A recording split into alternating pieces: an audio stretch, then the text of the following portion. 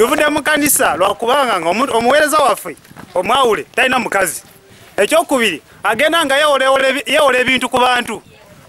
Yasooka n'atwala ekutiya ya mogo ya okero waata namulima nti agenda mudizaawo teyazaawo. N'agenda ewa Joshua namugamba ndi ku ssomero nsoma naye njagala mumpe ku sente. Joshua n'akwata sente n'azimuwa teyazimuddiza. N'agenda ewa Mayende ku dduuka n'ajjayo emitwalo 25 nti agenda mudizaayo teyazizaayo.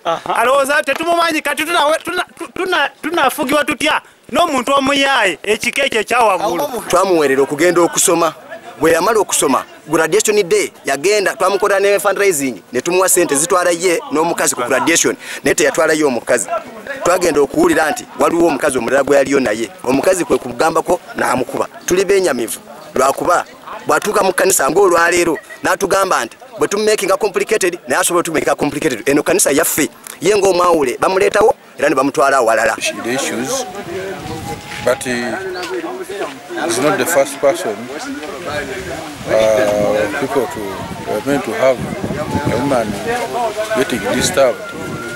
We also saw more when the wife slapped him that divorce.